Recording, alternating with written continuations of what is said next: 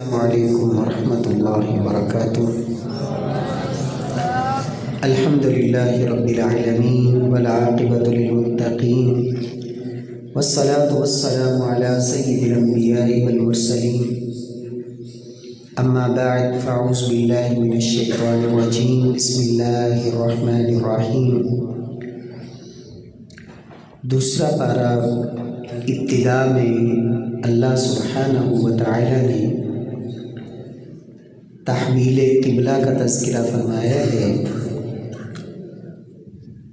بیت اللہ جب مسلمانوں کا قبلہ بنا، نبی کائنات صلی اللہ علیہ وسلم جب مدینہ منورہ تشریف لے گئے تو ابتدا میں وہاں اللہ کے پیغمبر صلی اللہ علیہ وسلم بیت المقدس کی طرف منہ کر کے نمازیں پڑھتے رہے، اور یہ بھی اللہ کے حکم سے تھا۔ قرآن مجید میں اللہ نے اس بات کا تذکرہ فرمایا کہ پہلا وہ قبلہ جس پر آپ تھے اور آپ اللہ کی عبادت کرتے تھے تو وہ اللہ کے حکم اور رب کی مرضی اور رب کی منشا سے ہی تھا۔ وَمَا جَعَلْنَا الْقِبْلَةَ الَّتِي كُنْتَ عَلَيْهَا إِلَّا لِنَعْلَمَ مَن يَتَّبِعُ الرَّسُولَ مِمَّن يَنقَلِبُ عَلَىٰ عَقِبَيْهِ۔ تو یہ اس بات کی دلیل بھی ہے کہ نبی صلی اللہ علیہ وسلم پر قرآن مجید کے علاوہ بھی وحی آتی تھی، جسے وحی خفی کہا جاتا ہے، کہ بیت المقدس کی طرف منہ کر کے نماز پڑھنے کا حکم یہ قرآن میں کہیں نہیں ہے۔ ہاں، جب بیت اللہ نے قبلہ بنایا تو اس پہلے قبلے کا اللہ نے تذکرہ کیا کہ وہ اللہ کے حکم سے ہی تھا۔ اس کا مطلب کیا ہوا کہ اللہ کا حکم قرآن کے علاوہ بھی نبی صلی اللہ علیہ وسلم پر آتا تھا۔ نبی صلی اللہ علیہ وسلم کے کچھ صحابہ اس دوران دنیا سے رخصت ہو چکے تھے۔ جب بیت اللہ کو قبلہ بنایا گیا تو صحابہ کرام کے ذہنوں میں ایک اشکال پیدا ہوا کہ وہ لوگ جو بیت المقدس کی طرف منہ کر کے نمازیں پڑھتے تھے اور اس دوران وہ فوت ہو گئے تو ان کی نمازوں کا کیا بنے گا؟ تو اللہ رب العزت نے قرآن مجید میں یہاں اس بات کا بھی تذکرہ فرما دیا کہ اللہ رب العزت ان لوگوں کی نمازوں کو ضائع نہیں کرے گا۔ وَمَا كَانَ اللَّهُ لِيُضِيعَ إِيمَانَكُمْ، یہاں نماز کو اللہ سبحانہ وتعالی نے ایمان سے تعبیر فرمایا۔ یہاں ایک سمجھنے والی بات یہ ہے کہ کچھ لوگوں کا عقیدہ نظریہ یہ ہے کہ ایمان اس کے اندر یہ اعمال صالحہ یہ شامل نہیں ہے۔ ایمان صرف زبان سے کلمہ پڑھ لینا، دل سے تصدیق کر دینا اس کا نام ہے، اور اعمال جو ہیں یہ ایمان کا حصہ نہیں۔ کوئی بندہ نماز پڑھے نہ پڑھے، روزہ رکھے نہ رکھے، زکوٰۃ دے نہ دے، اس کے ایمان میں کمی یا زیادتی نہیں ہوتی، ایمان وہ بڑھتا یا کم نہیں ہوتا۔ حالانکہ اللہ رب العزت نے یہاں نماز کو ہی ایمان سے تعبیر کیا۔ اس کا مطلب یہ ہے کہ جو بندہ بے نماز ہے حقیقت میں وہ بے ایمان ہے۔ وَمَا كَانَ اللَّهُ لِيُضِيعَ إِيمَانَكُمْ۔ امام بخاری رحمہ اللہ ان کی قبر کو جنت کا باغ بنائے اور ان پر کروڑوں رحمتیں نازل فرمائے۔ کتاب الایمان میں امام بخاری رحمہ اللہ نے 20 دلائل لا کے اس بات کا رد کیا کہ ایمان صرف زبان سے اقرار اور دل سے تصدیق کا نام نہیں، بلکہ عمل یہ ایمان کا جز ہے۔ اور قرآن مجید میں بھی اللہ رب العزت نے کافروں کے بارے میں یہ فرمایا، فَإِن تَابُوا وَأَقَامُوا الصَّلَاةَ وَآتُوا الزَّكَاةَ فَخَلُّوا سَبِيلَهُمْ، فرمایا اگر یہ کافر لوگ توبہ کریں، توبہ کا مطلب یہ ہے کہ کلمہ شہادت کا اقرار کریں، نماز پڑھیں اور زکوٰۃ دیں، تو پھر تم نے ان کا راستہ چھوڑ دینا ہے۔ اس کا مطلب یہ ہے کہ پھر بندہ پکا مسلمان اور مومن بنتا ہے۔ حدیث میں بھی آتا ہے اللہ کے رسول صلی اللہ علیہ وسلم نے بین العبد و بین الکفر والشرک ترک الصلاۃ، فرمایا کہ مسلمان بندے اور کفر اور شرک کے درمیان فرق نماز کا ہے۔ تو یہ یاد رکھیں کہ اعمال یہ ایمان کا حصہ ہے۔ نیکیاں کرنے سے ایمان بڑھتا ہے، ایمان میں اضافہ ہوتا ہے، اور گناہ کرنے سے ایمان میں کمی آتی ہے، حتیٰ کہ بعض گناہ ایسے ہیں جب انسان ان کا ارتکاب کرتا ہے تو اس حالت میں وہ ایمان سے فارغ ہوتا ہے، اگر موت آ گئی تو ایمان سے فارغ ہے۔ تو اللہ رب العزت ہم سب کو اعمال صالحہ ان کو بجا لانے کی توفیق دے اور برائیوں سے اللہ محفوظ فرمائے۔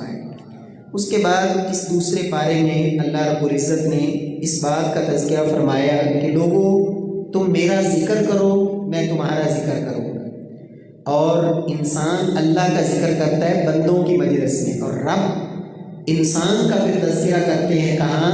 فرشتوں کے سامنے۔ اللہ تعالیٰ خود فرماتے ہیں کہ اگر بندہ مجھے اپنے دل میں یاد کرتا ہے میں اسے اپنے نفس میں یاد کرتا ہوں، اگر ایک جماعت میں میرا ذکر کرتا ہے میں فرشتوں کی جماعت میں اس کا تذکرہ کرتا ہوں۔ اللہ کا ذکر کیا ہے؟ نبی صلی اللہ علیہ وسلم نے باقاعدہ ذکر سکھائے ہیں۔ آج کے اس دور میں بہت سے لوگ ذکر کے نام پر انہوں نے جو ہے نا وہ اپنی دکانداریاں قائم کی ہوئی ہیں، اور بناوٹی ذکر، مصنوعی ذکر۔ یاد رکھیں، ذکر کریں ضرور کریں، اور یہ اللہ کا ذکر جو ہے یہ جنت کی نعمت ہے۔ یاد رکھیں کہ جنت میں کیا ہوگا؟ صرف اور صرف اللہ کی نعمت ہے، اور ذکر جنت میں بھی ہوگا۔ اس کا مطلب یہ ہوا کہ یہ دنیا میں جنت کی نعمت ہے جو اللہ نے اہل ایمان کو نصیب فرمائی، اور جس شخص کو اس کی لذت اور رب کا ذکر، اللہ اکبر، جس کو اس کا احساس ہو جائے اور اس کو یہ معمول بن جائے، اس کی لذت پہ وہی محسوس کرتا ہے۔ شیخ الاسلام ابن تیمیہ رحمہ اللہ نماز فجر پڑھ کے بیٹھ جاتے ہیں، اللہ کا ذکر کرتے رہتے ہیں، کتنی دیر تک سورج نکل آتا بلند ہو جاتا، پھر دیر کے بعد جو ہے نا سورج نکلنے کے بعد پھر اٹھ کے جاتے۔ تو ایک دن ان کے شاگرد امام ابن قیم رحمہ اللہ انہوں نے جب یہ پوچھا کہ حضرت آپ اتنا ذکر کرتے ہیں، تو انہوں نے کہا کہ یہ میرا ناشتہ ہے اور یہ میری خوراک ہے، اگر میں یہ نہ کروں تو میرے لیے زندہ رہنا مشکل ہو جائے۔ تو یاد رکھیں اللہ کا ذکر کریں ضرور، لیکن 4 باتیں ذکر کے حوالے سے۔ پہلی بات یہ کہ مسنون کریں۔ کچھ لوگ ذکر کرتے ہیں، کہتے ہیں کہ صرف جو ہے نا آپ لفظ اللہ کا ذکر کریں، اللہ اللہ۔ یاد رکھیں نبی صلی اللہ علیہ وسلم سے پوری زندگی میں نہ آپ نے صحابہ کو صرف لفظ اللہ کا ذکر سکھایا ہے اور نہ آپ نے خود کیا ہے، بلکہ ذکر کیا ہے اللہ اکبر، الحمدللہ، سبحان اللہ، اللہ اکبر، لا الہ الا اللہ۔ یہ اللہ کے ذکر ہے، صرف اللہ اللہ یہ ذکر نہیں۔ اسی طرح ہو یہ ذکر، اور کچھ حق کا ذکر کرواتے ہیں، اور کچھ کیا کرتے ہیں، کہتے ہیں کہ آپ 6 مہینے صرف پڑھیں لا الہ، صرف لا الہ پڑھیں۔ حالانکہ لا الہ کا معنی بنتا ہے کہ الہ کوئی بھی نہیں، کوئی الہ ہے ہی نہیں، یہ تو غلط ہے۔ اور کہتے ہیں پھر اگلے 6 مہینے آپ نے پڑھنا ہے الا اللہ۔ تو یہ ناقص ذکر اللہ کے نبی نے نہیں سکھائے صلی اللہ علیہ وسلم، تو آپ مسنون ذکر کیا کریں، اللہ اکبر۔ پھر کچھ لوگ جو ہے وہ ذکر کے لیے وہ کہتے ہیں کہ جب تک آپ اچھل کود نہ کریں، وہ ڈرامے نماز مسجد کے اندر اچھل کود اور اس طرح کے سلسلے وجد میں آنا، صحابہ کرام کا یہ طریقہ نہیں تھا، اللہ کے رسول کا طریقہ نہیں تھا۔ کچھ کہتے ہیں کہ ہمارا دل ذکر کرتا رہتا ہے ہر وقت، حالانکہ ذکر کا تعلق زبان سے ہے، صرف دل میں ذکر نہیں ہوتا۔ لا یزال لسانک رطبا من ذکر اللہ، کہتے ہیں کہ ہمارا دل جو ہم باتیں بھی کر رہے ہو تو ہمارا دل ذکر کر رہا ہوتا ہے، یعنی ہم گویا کہ اللہ کے نبی سے بھی آگے نکل گئے، صحابہ سے بھی نعوذ باللہ آگے نکل گئے۔ یہ کیسا ذکر ہے؟ ذکر زبان سے۔ اللہ کے رسول نے فرمایا تھا لا یزال لسانک رطبا من ذکر اللہ۔ دوسری بات یہ ہے کہ ذکر سمجھ کر کریں، جو ذکر کر رہے ہیں وہ سمجھ کر کریں۔ اور تیسری بات یہ ہے کوشش کریں باوضو رہیں اور رب کا ذکر باوضو۔ نبی صلی اللہ علیہ وسلم تو اس قدر وضو کا اہتمام فرماتے کہ آپ ایک دفعہ قضائے حاجت سے فارغ ہوئے پیشاب سے، اور آپ صلی اللہ علیہ وسلم کو کسی صحابی نے سلام کہہ دیا تو آپ کا وضو نہیں تھا، تو آپ نے جلدی سے دیوار پہ ہاتھ مارے، تیمم کیا اور اسے سلام کا جواب دیا۔ فرمایا میں ناپسند کرتا ہوں کہ میں اللہ کا ذکر کروں مگر اس حالت میں کہ میں طہارت اور پاکیزگی کی حالت میں۔ تو اس لیے کوشش کریں ہمیشہ باوضو رہ کر رب کا ذکر کریں۔ اور چوتھی بات کہ ذکر پر مداومت ہمیشگی، یہ نہیں کہ ایک دن جذبہ آیا تو انسان ذکر میں لگ گیا اور اس کے بعد پھر نہیں۔ تو ذکر کے حوالے سے اگر انسان چاہتا ہے کہ اللہ اس کی لذت مجھے نصیب فرمائے، اس کی فوائد، برکات، ثمرات یہ مجھے نصیب فرما دے، تو میری 4 باتوں کو ضرور ذہن میں رکھیں۔ نبی صلی اللہ علیہ وسلم ہر نماز کے بعد یہ دعا کیا کرتے تھے، اور آپ نے اپنے اس صحابی کو جس کو آپ نے 3 دفعہ کہا معاذ اللہ کی قسم مجھے تجھ سے محبت ہے، سبحان اللہ، کیا عظمت ہے اس صحابی کی کہ اللہ کے نبی کسے کہہ رہے ہیں کہ معاذ اللہ کی قسم مجھے تجھ سے محبت ہے، اور آپ نصیحت کیا کر رہے ہیں؟ کبھی بھی فرض نماز کے بعد آپ نے یہ دعا نہیں چھوڑنی، ربی اعنی علی ذکرک و شکرک و حسن عبادتک، اے اللہ میری مدد فرما، میں تیرا ذکر کروں، تیرا شکر کروں اور تیری بہترین عبادت کروں، خوبصورت عبادت۔ اللہ ہم سب کو توفیق سے نوازے۔ اس کے بعد اللہ رب العزت نے اس بارے میں اپنی توحید کے دلائل ذکر کیے۔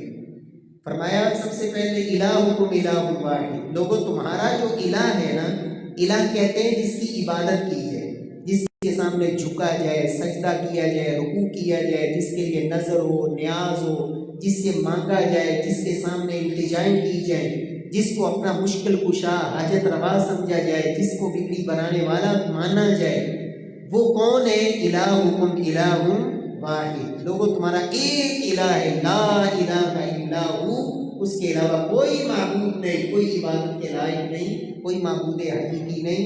وہ کون ہے؟ وہ رحمان اور رحیم۔ تو اللہ نے پھر اپنی توحید کے دلائل دیے کہ لوگوں الہ کون ہوتا ہے؟ جس نے زمین اور آسمان کو بنایا۔ تو کس نے بنایا زمین آسمان کو؟ بولے۔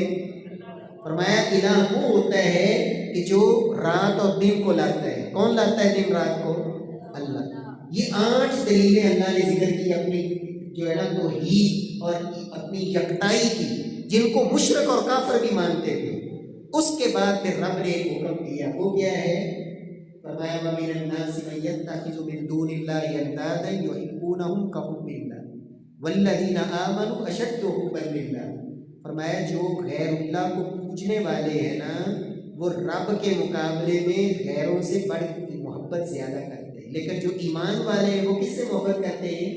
اللہ سے۔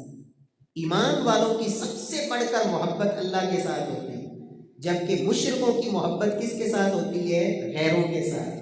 قرآن مجید میں آگے جا کے اللہ رب العزت نے سورہ زمر میں ذکر کیا کہ آپ نے مشرک اور موحد کی پہچان کرنی ہو تو اللہ فرماتے ہیں اذا ذکر اللہ وحدہ اشمئزت قلوب الذین لا یؤمنون بالآخرہ واذا ذکر الذین من دونہ اذا هم یستبشرون، کہ جو مشرک لوگ ہوتے ہیں جب ان کے سامنے آپ اللہ کے علاوہ دوسروں کی تعریفیں کریں اور ان کے اندر خدائی صفات آپ ثابت کرنے کی کوشش کریں تو ان کے چہرے کھل اٹھتے ہیں، بڑے خوش ہوتے ہیں کہ آپ اللہ کی ذات کی جو صفات ہیں وہ کسی اور کے اندر ثابت کریں تو وہ بڑے خوش ہوتے ہیں۔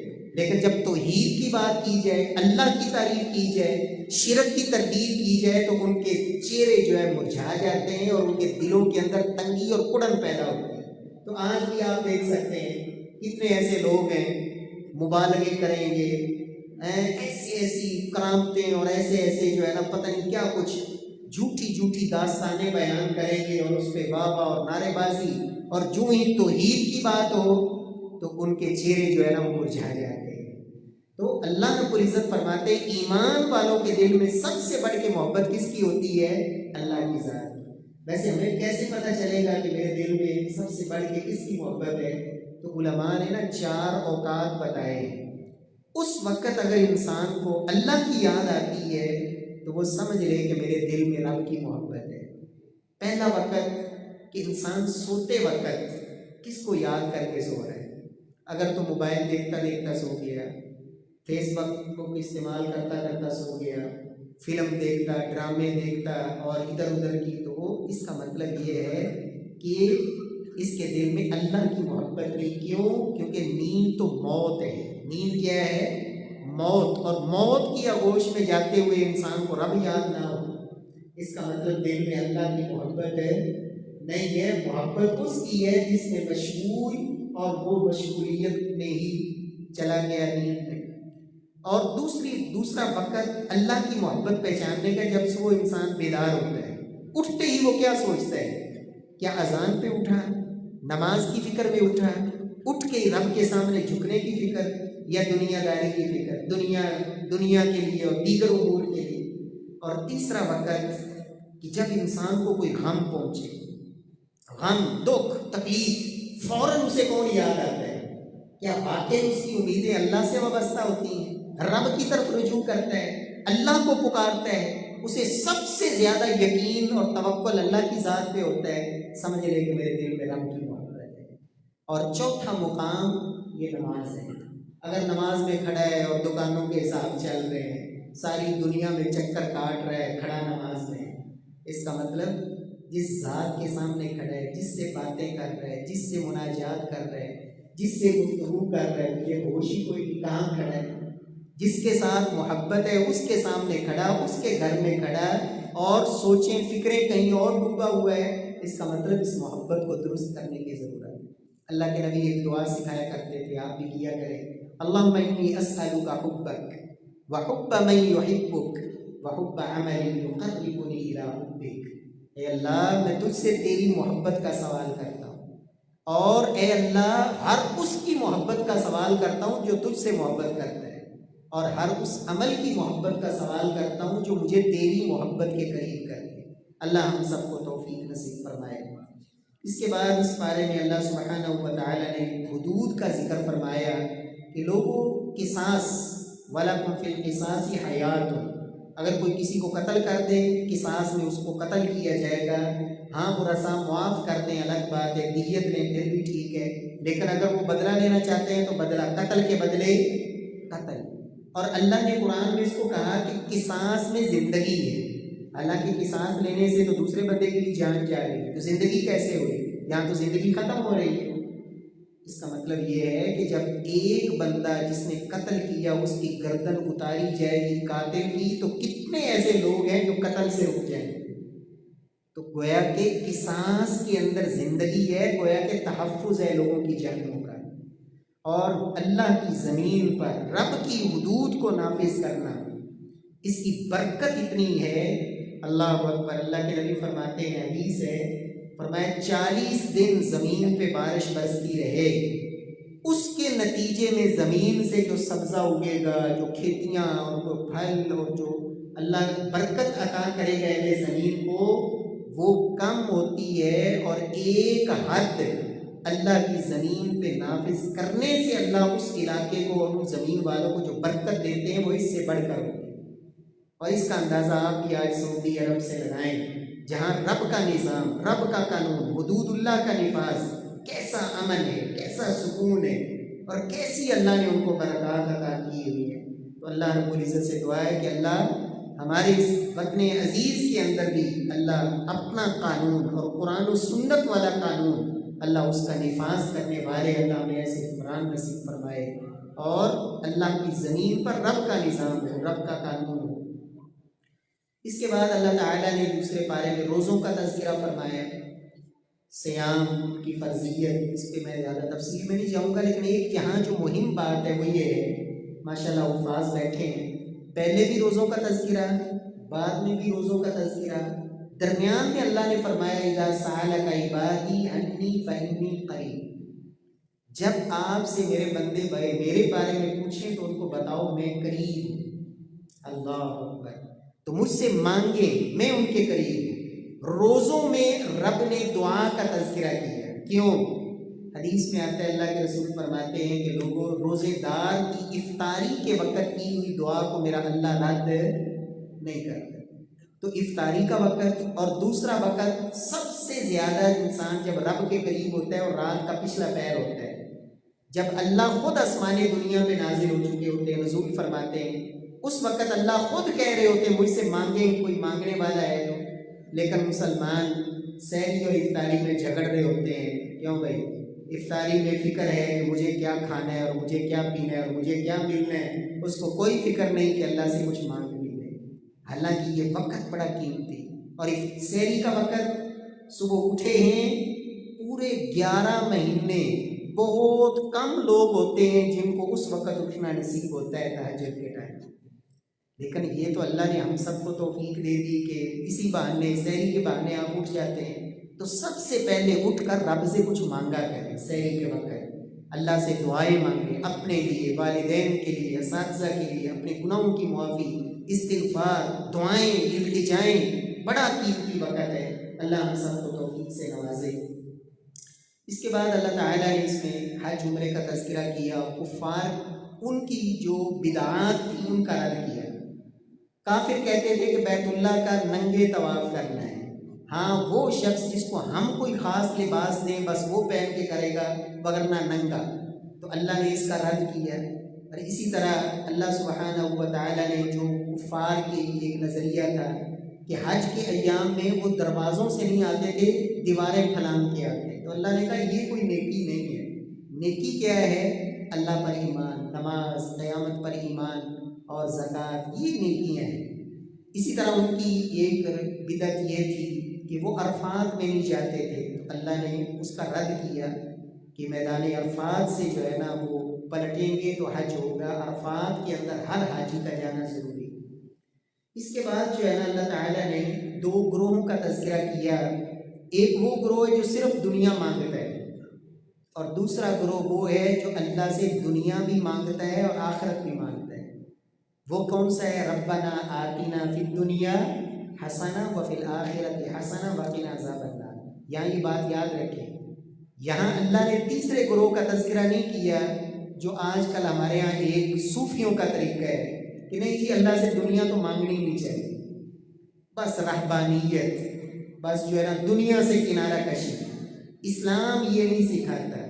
اللہ کے نبی سب سے زیادہ جو دعا کیا کرتے تھے نا وہ یہ تھی، ربنا آتنا فی الدنیا حسنہ وفی الآخرۃ حسنہ وقنا عذاب النار۔ حتیٰ کہ بیت اللہ کے طواف کے درمیان بھی آپ جو مرضی دعائیں کریں، لیکن ایک جو دعا ہے جو خاص اللہ کے نبی نے کہا یہ کرنی ہے، وہ یہی دعا ہے، اور وہ کہاں کرنی ہے؟ رکن یمانی اور حجر اسود کے درمیان۔ اللہ آپ سب کو بیت اللہ کی زیارت نصیب فرمائے۔ اس کے بعد اللہ تعالیٰ نے اس بات کا حکم دیا کہ ایمان والوں پورے کے پورے اسلام میں داخل ہو جائے۔ آج مسلمانوں نے اسلام کو مرضی کا بنایا ہوا ہے۔ اچھا میرا دل چاہتا ہے میں نماز پڑھ لوں تو ٹھیک ہے میں پڑھ لیتا ہوں، روزے رکھنے کو دل نہیں کر رہا چھوڑ دیے۔ اچھا زکوٰۃ نہیں دل مانتا، نہیں دی۔ حج پہ عمرے پہ دل چلو جی حج عمرہ کر لیا، یعنی مرضی کا دل ہے۔ اللہ فرماتے ہیں ادخلوا فی السلم کافہ، دین اور اسلام میں پورے کے پورے داخل ہو جاؤ۔ آج عقائد کو دیکھیں، شرک کی بھرمار ہے۔ تجارت کو دیکھیں، سود کے بغیر تجارت کوئی ہے، سود میں لپٹے ہوئے۔ مسلمان نے سمجھ لیا کہ بس دین یا اسلام صرف 5 وقت نماز، اور اکثر تو وہ بھی نہیں پڑھتے ہیں۔ اللہ رب العزت ہمیں پورا مسلمان بنائے، صحیح معنوں میں مسلمان بننے کی اللہ توفیق نصیب فرمائے۔ اس کے بعد اللہ تعالیٰ نے یہاں شراب کی حرمت کا تذکرہ فرمایا کہ لوگ کہتے ہیں کہ اس میں فائدہ بھی ہے، فائدے بھی ہیں لوگوں کے لیے، لیکن اس کا گناہ زیادہ ہے۔ تو شراب کی جو حرمت کی اللہ نے اس کو 3 مراحل میں حرام کیا، تو ایک مرحلے کا یہاں ذکر ہے۔ کچھ لوگ یہ کہتے ہیں کہ یہ شراب صرف جو انگور ہوتے ہیں نا اس کے شیرے سے جو تیار کی جائے صرف وہ شراب ہے جو حرام ہے، باقی جو مرضی پی جائے، جبکہ اللہ کے نبی نے یہ کہا ہے کل مسکر خمر، فرمایا کل مسکر خمر، ہر نشہ آور چیز وہ شراب ہے، وہ جس چیز کی مرضی بنی ہوئی، اور اس کا ایک قطرہ پینا بھی حرام ہے، ایک گھونٹ پینا بھی حرام ہے۔ اللہ رب العزت سمجھ نصیب فرمائے، جب عقل آتی ہے دین احادیث کے مقابلے میں اور اللہ کی قرآن اور دینی تعلیمات کے مقابلے میں، تو پھر اس طرح کی سوچیں جو ہے وہ پیدا ہوتی ہیں۔ اس کے بعد اللہ سبحانہ و تعالیٰ نے یہاں عورتوں کے مسائل ذکر کیے، ان کے حقوق کا تذکرہ کیا۔ عورت، اس کے اوپر جاہلیت میں بڑا ظلم ہوتا تھا، اسلام نے اس کو عورت کو عزت دی، لیکن آج بہت سی کم وقت ایسی بھی ہیں، کم عقل ایسی ہیں جو اسلام سے آزادی چاہتی ہے کہ جی ہمیں آزادی، اسلام نے ہماری آزادی کو سلب کی ہے، حالانکہ اسلام نے عورت کو جو حق دیا اور جو عزت دی، عورت میں کس طرح کے ظلم ہوتے تھے، اللہ اکبر، ایک عورت سے کئی مرد نکاح کرتے، یہ ظلم ہے۔ مرد اپنی بیوی کو کئی طلاقیں دیتا ہے، پھر بھی وہ اس کی بیوی رہتی ہے، پھر بھی جب چاہتا طلاق دے دیتا تھا، جب چاہتا لے آتا، یہ بھی ظلم تھا۔ ایام ماہواری میں عورت کو بالکل الگ تھلگ کر دیا جاتا ہے۔ جس عورت کا شوہر فوت ہو جاتا اسے 1 سال کے لیے اندھیر کوٹھری میں بند کر دیا جاتا۔ جس عورت کا شوہر فوت ہو جاتا، خاندان میں سے جو اٹھتا اس کے سر پہ کپڑا ڈال کے اپنے جو ہے وہ حرم میں لے آتا کہ آپ آج کے بعد میری بیوی۔ اس طرح کے ظلم تھے عورتوں پر، اسلام نے عورت کو عزت دی، بحیثیت ماں اس کے قدموں کے نیچے جنت رکھی، بحیثیت بیٹی اللہ کے نبی نے یہ تعلیم دی، جس نے 2 بچیوں کی پرورش کی، میں اپنے محمد کے ساتھ جنت میں ایسے اکٹھا ہو۔ اسلام نے عورت کو معاشرتی طور پر اور ہر پہلو سے عورت کو حق دیا ہے۔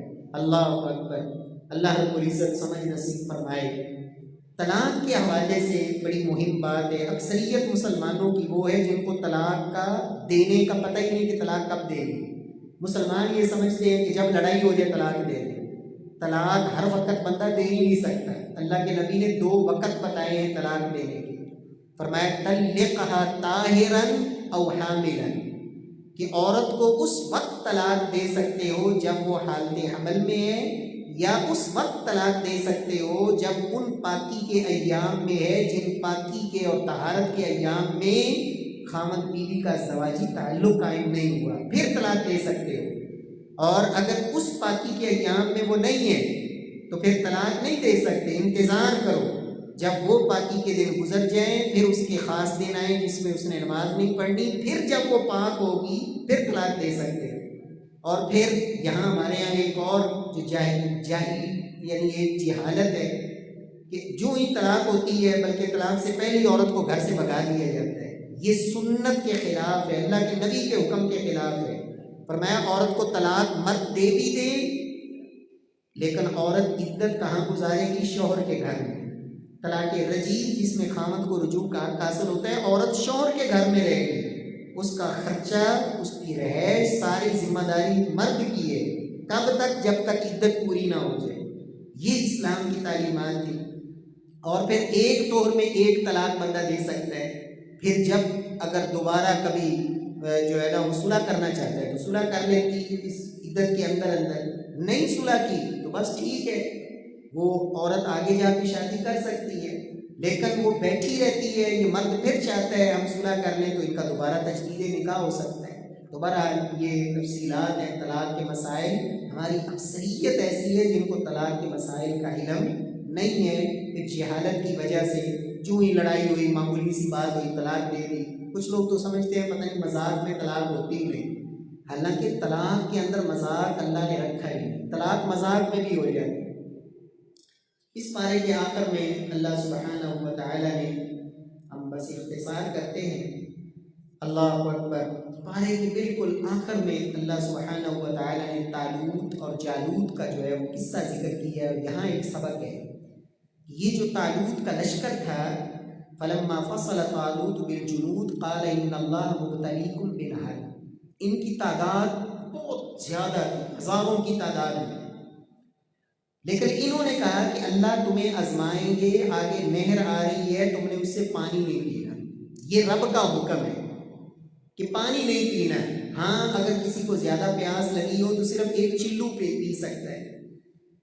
تو انہوں نے اللہ کا حکم نہیں ماننا، صرف 313 کے علاوہ باقی سب نے پانی پیا۔ تو جب پانی پی لیا اس کے بعد کیا کہنے لگے؟ لا طاقت لنا اليوم بجالوت وجنودی، بس اب ہم میں لڑنے کی، دشمن کا مقابلہ کرنے کی ہمت اور طاقت نہیں۔ تو لڑنے کے لیے دشمن کے مقابلے میں پھر کون اترے تھے؟ وہی 313 جنہوں نے رب کا حکم مان کر وہ پانی جو اللہ نے ان کے لیے حرام کیا تھا کہ تم نے پینا نہیں، جن کے پیٹ میں وہ حرام نہیں گیا، لڑے ہوئے تھے۔ تو آج بھی امت مسلمہ آج کس قدر تعداد میں اور کس کثرت سے تعداد میں موجود ہے، لیکن دنیا کفر اور وہ چند یہودی چند کافر مسلمانوں کے اوپر کس قدر ظلم و ستم کے پہاڑ توڑ رہے ہیں، اور مسلمان ٹس سے مس نہیں ہیں۔ کیوں؟ جب پیٹوں میں حرام اتر جاتا ہے تو پھر دشمن کے مقابلے کی سکت نہیں رہتی۔ اللہ ہم سب کو حرام سے بچائے، اللہ حلال کھانے والا بنائے، حلال کھلانے والا بنائے۔ اگر انسان حرام کھاتا ہے نا تو اللہ اس کی عبادت بھی قبول نہیں کرتا۔ اولاد کو حرام کھلاتا ہے تو اس اولاد کی بھی اللہ رب العزت دعائیں نہ قبول کرتے ہیں، بلکہ حدیث میں آتا ہے کہ اس جسم پر رب نے جنت حرام کر دی ہے جس کی پرورش ہی حرام کے مال سے کی ہے۔ اللہ رب العزت حرام سے محفوظ فرمائے۔ اور طلاق کے مسائل میں ایک مہم بات یہ بھی ہے کہ اللہ نے نماز کا حکم دی، پہلے بھی طلاق کے تذکرہ ہے، آخر میں بھی طلاق کا مسائل ہے، درمیان میں ہے نماز کی حفاظت کرو، اور خصوصاً عصر کی نماز۔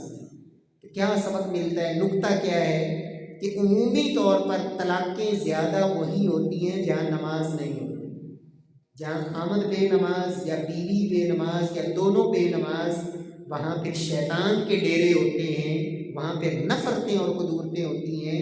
رب نے کہا نمازوں کی حفاظت کرو، اور خصوصاً عصر کی نماز، درمیانی نماز۔ اللہ رب العزت عمل کی توفیق بخشے۔ واقول قولی ھذا وآخر دعوانا